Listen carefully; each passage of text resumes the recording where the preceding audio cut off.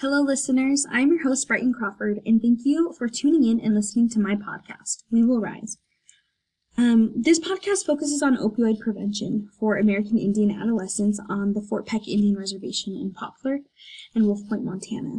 The purpose of this podcast is to educate youth on the effects of misusing opioids, teach healthy coping skills, and provide a safe place for youth to come and to feel united with each other as they combat this epidemic.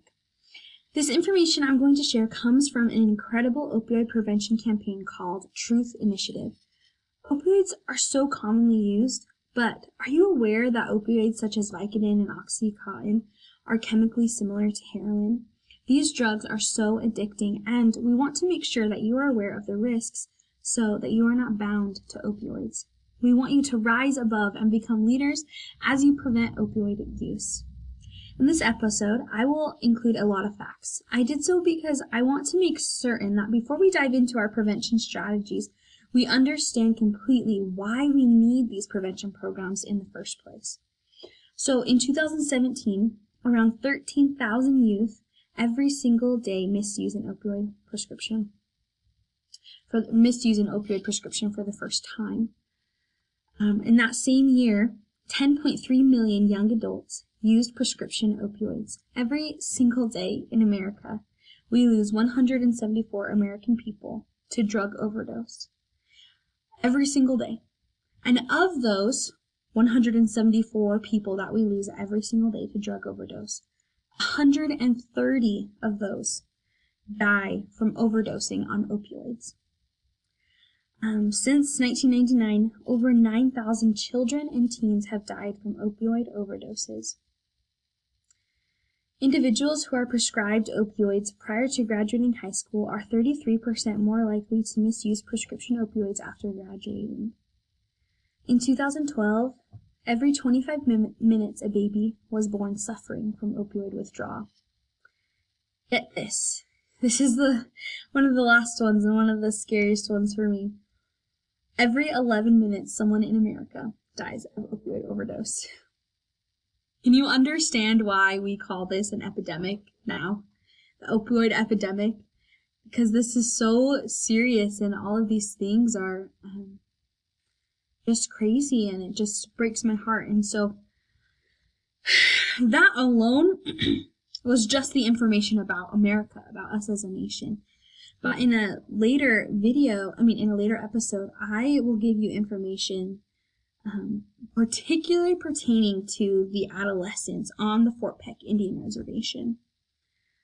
So what I'm trying to do is to make sure that we take initiative to prevent this. I know of so many programs out there that treat opioid addiction, but the more we go in and only focus on treatment, then the more we spend on treatment. It just keeps piling up and piling up and piling up. But if we focus on prevention, eventually we won't need a budget for treatment concerning opioid addiction because our efforts will be towards prevention. So hopefully the goal is to have nobody misuse opioids. So what does that look like? What does prevention look like to this very wicked problem that we have? Well, it's pretty simple, actually. It looks like alternate activities. It looks like support groups. It looks like building unity and spirituality. It looks like healthy coping mechanisms. It looks like joining clubs and, being well acquainted with trusted adults and with your peers. And most importantly, good prevention programs teaches those involved who they really are.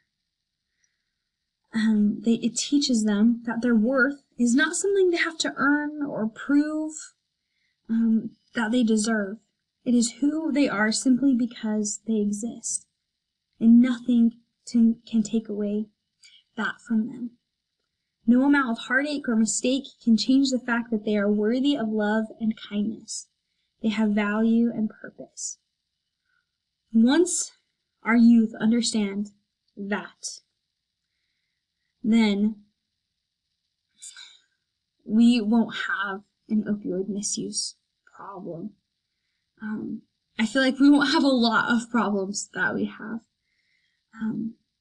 But when our youth understand that those things are innate and within them, nothing can stop us from rising together.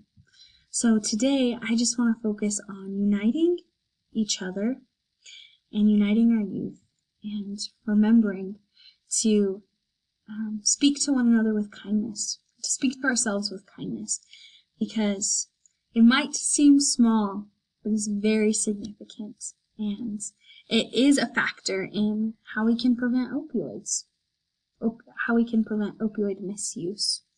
So, you guys, thank you so much for tuning in. I'm so excited to come back and to talk to you next week.